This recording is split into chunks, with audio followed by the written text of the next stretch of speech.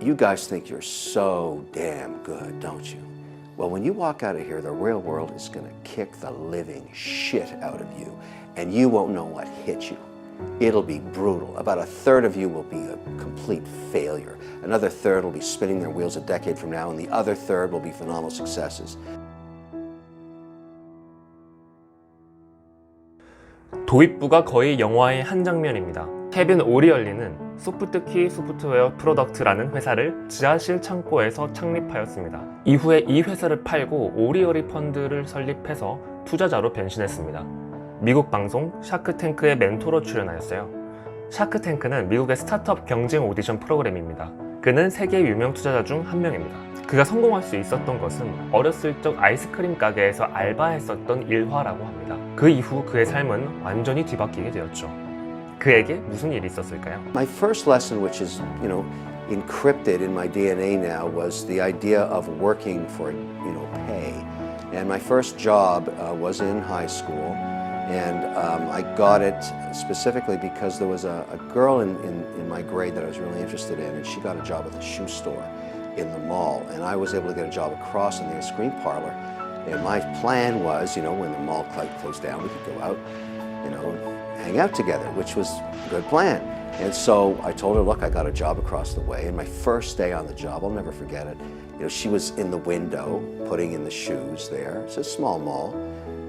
And I was in this ice cream store scooping ice cream. And when people, my first day, it was owned by a woman, I'll never forget it. She says, look, when people ask you for a sampler, here's a little wooden spoon, give them a little sample. But what happens when that occurs, when people do samples, they take their gum out of their mouth and they throw it on the floor. So all day long, gum was piling up on the floor, Mexican tiles in this place. So the first day is over, and she said, you did a great job. You sold $4,000 of ice cream, whatever it was. But now you've got to finish up, and you've got to take all the gum off the floor. Now, at that moment, the girl I was interested in was looking at me, waiting to see when I was going to walk out of the store.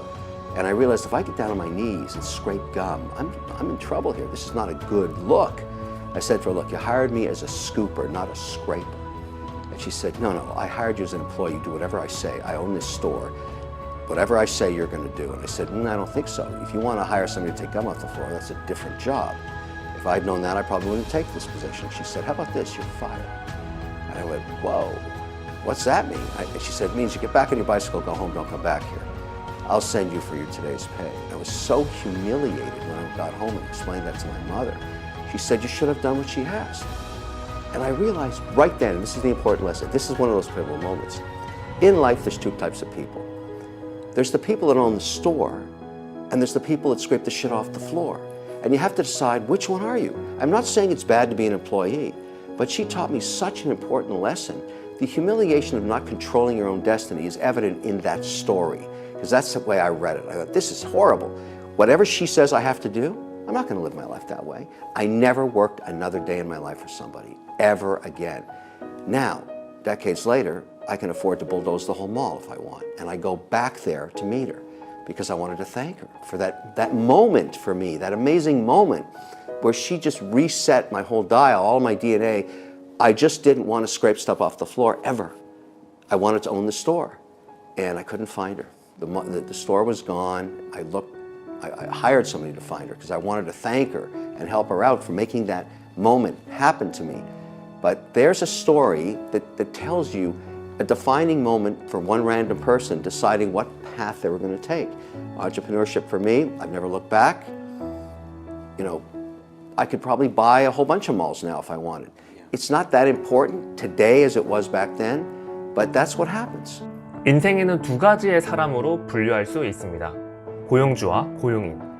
자신에게 맡겨진 일이 아닌 것을 하게 되면서 깨달았다고 하죠. 심지어 관심이 있었던 여성 앞에서 그런 모욕적인 순간을 당하니까 그 감정이 더 극대화되었던 것 같습니다. 하지만 대부분은 참고 넘어가요. 사실 이런 일은 굉장히 비일비재하게 일어나죠. 우리나라에서도 종종 일어납니다. 만약에 아이스크림 가게 주인이 모욕적으로 하지 않았다면, 주인이 솔선수범을 보인다면 나에게 기존에 맡겨진 일이 아니더라도 같이 하는 경우도 많죠. 어떻게 보면 당연한 일일 수 있습니다. 하지만 그는 조금 달랐습니다. 누군가에 의한 삶이 아닌 자신이 주체가 되는 삶을 살고 싶었습니다. 그렇게 알바를 당당하게 나가서 자신의 삶의 철학을 생각하게 되었고 그의 리미트가 풀리게 되었습니다. 저 또한 비슷한 경험을 한 적이 있어요. 케빈 오리어리처럼 DNA가 박혀있는 본능이 생긴 듯 그러한 상황에 다가왔을 때 내 삶의 주체는 누구인가에 대해서 질문을 하게 되었고 그것이 쉽지 않은 길일지라도 이 길이 옳은 길이라는 믿음이 강력한 퇴사 동기가 되었습니다. 여기서 잘못 생각하시면 화나면 퇴사하라는 건가? 맞아, 퇴사하는 게 맞지 라고 잘못 해석할 수 있는데요. 그는 뒤에 이어서 다음과 같이 이야기합니다. That's a great point. That's an absolutely great point. And you want to do that early in your career to understand what motivates you. The perfect situation. I mean, I tell entrepreneurs today, and I invest in so many of them, you know, when I say to them, look, you're starting this journey, I want you to understand something. This is not going to be fun all the time. You're going to work 25 hours a day, 8 days a week, because there's some guy in Mumbai or Shanghai that's going to kick your ass if you don't. And it's forever. And it's forever. But what will happen if you're successful and you won't see it coming? You'll wake up one day and say, oh my goodness, I'm wealthy beyond my wildest dreams. You'll probably go right back to work, but the point is you created something of tremendous value, and the way it manifests itself to you later in life is it gives you freedom to do whatever you want. My number one message to entrepreneurs, and I teach today, is never pursue entrepreneurship for the greed of money. It has nothing to do with it at all. The whole reason to be an entrepreneur is the pursuit of freedom. That's why you do it. You do it because you want to be free one day to do whatever you like. I'm here because I want to be here. I don't have to be here. I don't even have to ever listen to a phone call again if I don't want to. That's not what I want to do. I enjoy spending my time doing the things that I want to do. And I deserve it because I worked like hell to get here. And so I'm a huge, advocate of capitalism. I defend entrepreneurship every day. When people say you don't deserve that, I say bullshit. I deserve everything because I started with this. Everything I have, I created myself, and I deserve what I have. And I feel ferociously about that. And I tell other entrepreneurs, do not be embarrassed about success. Wear it, own it. It's yours and you deserve it. 여러분들의 삶에 있어서 가장 중요하게 생각하는 가치가 무엇인가요? 저는 자유라고 생각합니다. 우리가 이 땅에 태어나서 내가 타인에게 피해를 끼치지 않는 선에서 원하는 것을 마음껏 누릴 수 있는 자유. 직업 선택의 자유가 있고 그와 동시에 퇴사할 자유도 있습니다. 하지만 자유는 책임이 뒤따르게 되죠. 자유라는 단어는 너무 좋아 보입니다. 하지만 자유에 대한 책임은 조금 무겁습니다. 그의 말을 듣고 바로 퇴사 결정을 하게 되면 큰일 나요. 그는 이렇게 조언합니다. 직업 선택의 자유가 있고 기업가, 사업가가 되는 것은 돈을 벌기 위해서가 아니라 자유를 얻기 위해서 나가야 됩니다. 돈이라는 것만 추구하기에는 사업의 진정한 가치를 깨닫기 어렵습니다. 돈은 오히려 고용인이 되었을 때 더 쉽게 벌 수 있을 것입니다. 누군가가 만들어 놓은 판에 들어가서 일정 부분만 일한 거에 대한 보상만 받으면 되기 때문입니다. 하지만 사업하고 기업인이 된다는 것은 내가 누군가와 지속적으로 새로운 비즈니스를 하더라도 큰 제약이 있지 않습니다. 의사결정 최종 결정권은 바로 나입니다. 그 자유를 통해서 사람들에게 가치를 전달하면 돈이 따라오게 되는 것이죠. 사업의 본질은 돈이 아닌 자유에 있습니다. 그의 말을 듣고 바로 퇴사 결정하고 나가게 되면 모든 것을 이룰 수 있을 것 같죠? 퇴사의 길은 장밋빛이라 생각했지만 현실은 그렇지 않습니다. I'm going to answer that by telling you a story from decades ago, and I think you'll understand the analogy.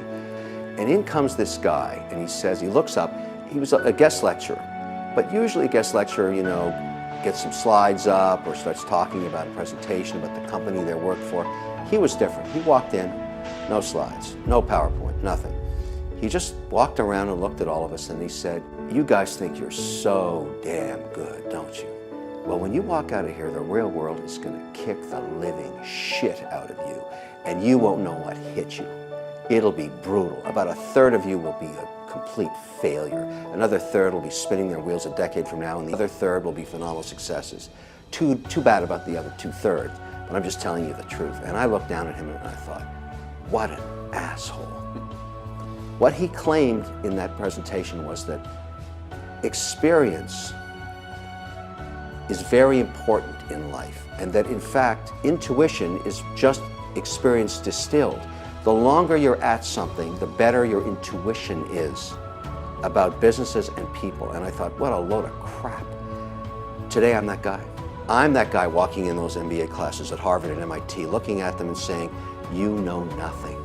and the real world's going to kick the living shit out of you, and I can't believe this has happened to me. But he was absolutely right. And so today, with all of the experiences I've had, all the good, the bad, and the ugly, and all of the horrible things that have happened to businesses I've invested in, and all the euphoric ones and the amazing outcomes, that experience is distilled to intuition. I can sit in a room with somebody for 15 minutes and know if I've got a winner or not. And 99% of the time, I'm right. So I listen to the gut, and I listen to the person, I listen to the plan. I know it's going to work or it isn't. I just know. I'm that good. But he was right. The only way to get to where I am today is having spent 30 years doing it. It's the only way you can do it. You can't buy it. And so I really, really believe that about entrepreneurs and investing in them and supporting them. You need the experience that the road traveled gives you. That turns into intuition, and that becomes a very powerful tool. 우리가 보통 경험이 중요하다고 하죠. 너무 자주 듣는 말이라 습관이 중요하다 말처럼 진부하기까지 합니다. 하지만 제가 경험이 중요한 이유를 설명해 드릴게요. 우리가 책, 강연으로부터 얻은 지식은 명시적 지식입니다. 이는 학습의 대상이에요. 이를 통해서 간접 경험을 하게 되는 거죠. 요리에서 레시피가 바로 명시적 지식입니다. 하지만 명시적 지식이 전달해주지 않은 것은 바로 암묵적 지식입니다. 언어로 표현되지 않는 체험적 지식인 거죠. 아무리 레시피를 똑같이 한다 하더라도 세계 인류 셰프와 제가 요리하는 것은 요리 퀄리티 차이가 엄청날 것입니다. 간단한 스테이크를 굽는다고 하더라도요. 고기의 두께, 질감, 소금의 굵기, 불의 세기, 시간, 조리 도구 등 수많은 변수는 언어로 전달되기가 어렵습니다. 이러한 것까지 명시적 지식이 전달해 줄 수는 없어요. 여러 번의 경험을 통해서 차곡차곡 쌓여져야 비로소 내 능력이 되는 것입니다. 이제 왜 경험이 중요한지는 아시겠죠? 경험을 하지 않고서는 절대 한 분야의 최고가 될 수는 없습니다. 책 많이 읽는 거 좋습니다. 책 많이 읽으시고 경험하세요. 치열하게 부딪히세요. 기록하세요. 그리고 성장하세요. 케빈 오리얼리 일화는 우리에게 큰 교훈이 있습니다. 나는 지금 내 삶을 주체적으로 살고 있는가에 대한 질문을 하게 됩니다. 그리고 거기서 예 라고 답할 수 있는 분들은 얼마나 있을까요? 이는 단순히 고용주 고용인의 관계를 벗어난 질문입니다. 항상 누군가에게 끌려다니고 타인을 중심으로 둔 삶을 살아가고 있지 않나요? 저는 여러분들께 이렇게 제안드리고 싶습니다. 세상의 중심을 자신으로 가져오세요. 타인은 당신의 고통을 분담해주지도 않고 당신의 인생을 책임져 주지도 않습니다. 자, 이제 독립된 인간으로서 앞으로 나아갈 준비가 되셨나요? 여러분들의 성공 마인드 동반자 작심만일입니다.